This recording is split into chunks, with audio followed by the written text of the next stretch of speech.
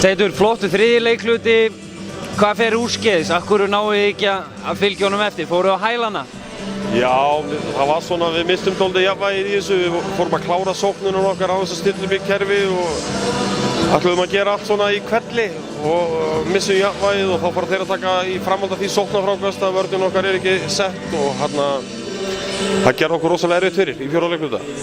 Þetta voru 2 dýr stig sem voru í boði hérna, ekki satt?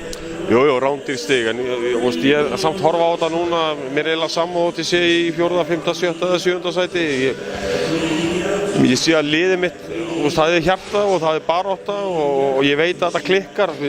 Kannski náum að spila núna eftir viku, mánudag, loksins með fullt lið. Við erum bara að spila 1 leik held ég í vetur, þar sem Jón og allir eru með. Og ég var svakal á það með Jón í dag. Hann er að spila einhvern annan 3. leikinn sinn í rúmt ár og var bara frábær í dag og ljósi punktar hjá Fannar líka. Þeir voru æðislegir í frákastabaráttunni á móti góðu frákastaliði sem Haukarnir eru og bakvörðurinn okkar náttúrulega átti ekki sinn besta dag og það verður bara að viðurkennast. Þeir hittu skelfilega og samt sem áður erum við inn í þessu líkum við bara fram eftir öllu leik.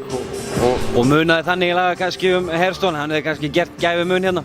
Ég veit ekkert það og við getum aldrei sagt neitt það skilur við, en auðvitað erum við betri með hann heldur en án hans og við þurfum að fara í erfitt verkefni á 5. daginn án hans aftur, en eins og ég segi, sko, ég og þeir strákarnir inn í klefa vita hvað býr í liðinu og sjálfstraust okkar er ekkert að fara. Við vitum þetta klikkar. Ég er búinn að sjá þetta svo oft áður að við spilum illa í janúar og febrúar og svo förum við vaxandi.